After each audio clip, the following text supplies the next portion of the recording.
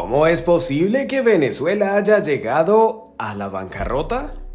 Hace 3 décadas, el país era conocido como la Venezuela Saudita, rico productor de petróleo y un referente en Latinoamérica por su crecimiento económico, incluso contando con fuerzas armadas envidiables, que incluían una flota de aviones de alta tecnología de fabricación rusa y caza Sukhoi. Era evidente que en Venezuela se vivía a lo grande, siendo uno de los principales consumidores de whisky. Sin embargo, en un abrir y cerrar de ojos, el país cayó en una ruina total. ¿Qué llevó a esta situación? Eso y mucho más es lo que vamos a entender en este video. Por eso te pido que te quedes hasta el final y te suscribas activando la campana de notificaciones para no perderte ningún otro contenido que traigamos a este canal. La moneda venezolana pasó de tener un valor considerable a ser prácticamente inexistente. Su peso en papel superaba su poder adquisitivo. Aunque los economistas de distintas corrientes ideológicas rara vez coinciden en términos monetarios, la mayoría coincide en un análisis sobre la crisis en Venezuela. Venezuela, ubicada al norte de Sudamérica, se encuentra en bancarrota real, con el sueldo más bajo de la región. Todo esto se originó en la era de Hugo Chávez y Nicolás Maduro. La devaluación extrema de la moneda es un fenómeno que exploraremos en detalle, así como los números económicos y la crisis migratoria que la sitúan por encima de países en estado de guerra. La llegada de Chávez a Venezuela marcó un punto de inflexión en un país que, gracias a los considerables ingresos petroleros de las últimas 6 décadas, se había consolidado como una economía estable en el siglo XX. En ese periodo incluso atrajo a numerosos extranjeros en busca de empleo y oportunidades laborales, así como la posibilidad de construir una nueva vida. La belleza de las mujeres venezolanas, reconocida a nivel mundial a través de la proyección de Miss Universo, también contribuía a hacer del país un atractivo destino turístico. Sin embargo, a pesar de un crecimiento económico y una presencia destacada en el escenario internacional, Venezuela enfrentaba desafíos estructurales en términos políticos y sociales. Las diferencias ideológicas y las tensiones sociales crearon fisuras en la economía venezolana. La introducción de políticas socialistas generó discordia y desorganización, sembrando problemas a largo plazo. Hugo Chávez asumió la presidencia en 1999, obteniendo el 56,5% de los votos en unas elecciones. Sin embargo, su presencia ya era conocida desde el intento de golpe de Estado en 1992. Aunque fue repelido y encarcelado, obtuvo un indulto del entonces presidente Rafael Caldera, permitiéndole retomar su carrera política en un país políticamente dividido.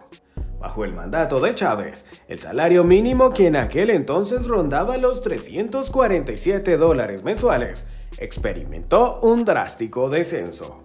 Hoy en día no supera los $3 mensuales. Este cambio radical ilustra cómo un país con vastas riquezas económicas ha caído en la bancarrota. Venezuela, a pesar de sus recursos, optó por importar la mayoría de sus materias primas e insumos, en lugar de producirlos internamente, contribuyendo a la crisis económica. La segunda fractura identificada fue el desaprovechamiento del boom petrolero a principios del siglo XXI. Ricardo Hausmann, exministro de Planificación de Venezuela, señala que el mal uso de este momento clave llevó a duplicar la deuda externa y a agravar la crisis. Aunque se promovía el socialismo del siglo XXI en la práctica, el país se regía por medidas neoliberales poco sensatas. Venezuela gastaba más de lo que producía y los ciudadanos eran incentivados electoralmente a través de misiones y planes sociales, en lugar de invertir en industrias que generaran liquidez económica a largo plazo. Esto condujo a un déficit significativo en el Producto Interno Bruto en 2012, a pesar de que el precio del crudo venezolano se encontraba en $103. La gestión económica, comparable al despilfarro de un deportista o famoso, llevó a Venezuela al borde de la bancarrota. El inadecuado manejo de recursos y la falta de transparencia en el destino de gran parte del dinero son elementos cruciales para comprender la crisis económica en este país. Para analizar la economía venezolana, es esencial revisar su pasado de manera constante. En la década de 1990, el precio promedio del barril de petróleo en Venezuela era de $9. Durante este periodo, el presidente Rafael Caldera generó ingresos anuales de alrededor de $15.217 millones mediante la exportación de petróleo. Sin embargo, entre 1999 y 2014, bajo los mandatos de Hugo Chávez y parte del de Nicolás Maduro, los ingresos anuales promedios se dispararon a unos $56.500 millones. A pesar de estos ingresos sustanciales, el país continuó acumulando deuda, volviendo al tema del gasto corriente. Si bien es cierto que Chávez financió proyectos como escuelas, viviendas, hospitales y servicios de salud, olvidó un aspecto crucial: la inversión para proporcionar bienes y servicios, además de alimentos. La sustentabilidad de una nación no se logra solo con asistencialismo. Un antiguo proverbio bíblico nos recuerda que es necesario enseñar a pescar y no solo dar el pescado. Contrastando con modelos exitosos como el de Estados Unidos, que se sostiene gracias a gigantes empresariales como Nike, Microsoft, Apple, Coca-Cola, Google, McDonald's y Walmart, entre otros. El gobierno de Hugo Chávez centró el gasto público en lugar de fomentar la inversión, tanto pública como privada. Esta decisión ahuyentó a las empresas debido al mal manejo del capital por parte de los gobiernos.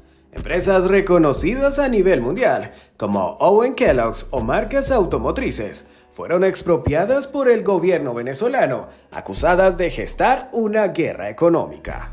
Esto generó desconfianza para invertir en el país, y muchas empresas cesaron sus operaciones o decidieron no considerar a Venezuela como destino para sus inversiones. Recuerda que si te está gustando este video puedes dejar un me gusta para traer mejor contenido al canal. Las malas decisiones de Chávez durante el boom petrolero también se reflejan en las reservas internacionales. Aunque alcanzaron su punto máximo de aproximadamente $43.127 millones, Chávez optó por dejar de acumular dinero y en cambio lo destinó a obras sociales. En la actualidad, las reservas han disminuido a menos de $15.000 millones, representando una pérdida de $28.000 millones que se desperdiciaron al no invertir y distribuir adecuadamente los recursos.